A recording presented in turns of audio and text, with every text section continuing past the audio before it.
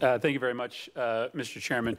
Mr. Chairman, I thought that our hearing with Secretary Pompeo was extraordinary, and I frankly wish that it had gotten more attention. I thought it was extraordinary in a number of respects, but chiefly in the argument that the Secretary was making to us that we should ignore what the President says and pay attention only to what the State Department does. And we're hearing a strain of that today. But the argument is extraordinary because it essentially admits that there are two different American foreign policies today. There is one articulated by the President in his statements that he makes standing next to President Putin or on his Twitter feed. Just yesterday to Reuters, the President once again said that it might not have been the Russians that interfered in the U.S. election. And then there is I would argue, much more mainstream foreign policy that's being administered in part by the two incredibly capable, patriotic representatives of the American government standing here today. And so I wanted to pose a question, I guess, to you, Secretary Mitchell, in the context of how this plays out on the issue of propaganda, building off of the question that Senator Portman asked you.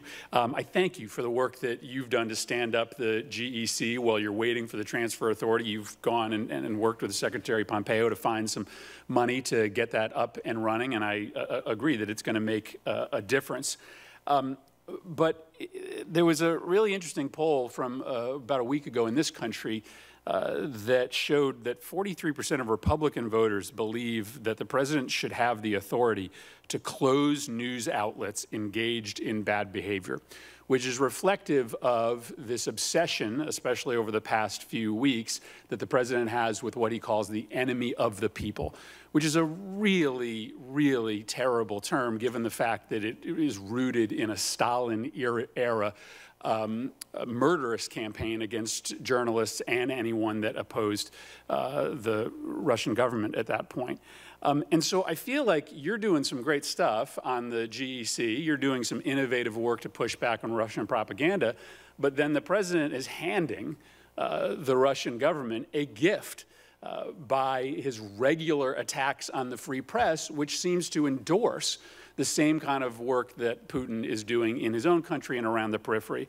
And so I guess the question is, isn't Putin's assault on the free and independent press inside Russia and in the Russian periphery emboldened by President Trump's regurgitation of these Stalin-era attacks on American media?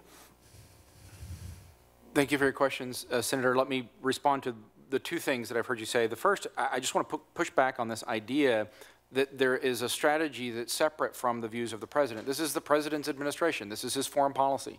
National security strategy, national defense strategy, the directives that we have from policy are coming from the President. The strategy overall I would characterize on Russia in one sentence: continue raising the cost until Russian aggression ceases while keeping the door open to dialogue.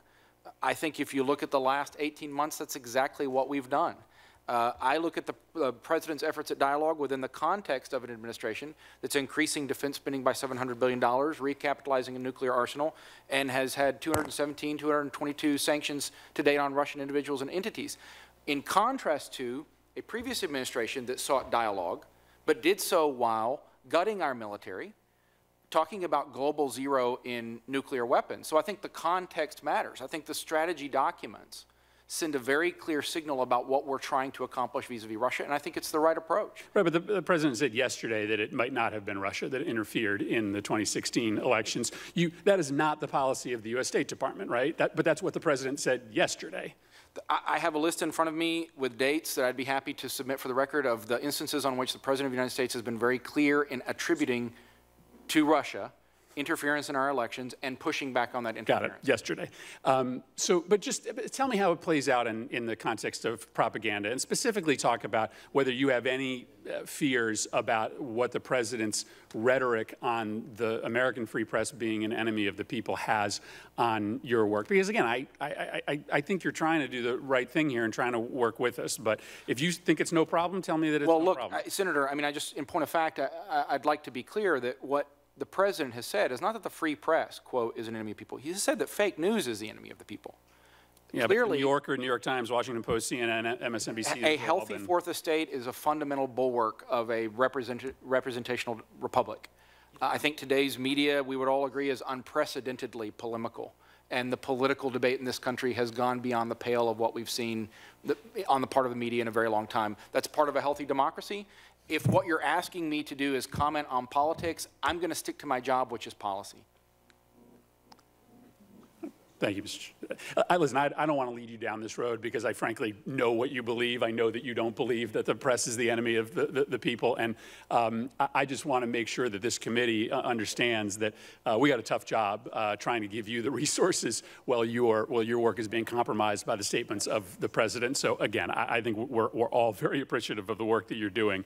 I just think it's important in these hearings to acknowledge that this separation between the president's rhetoric and the policy of the State Department. But again, I just want to say the foreign policy of the United States, we are executing the policy directives of the president, full stop. If I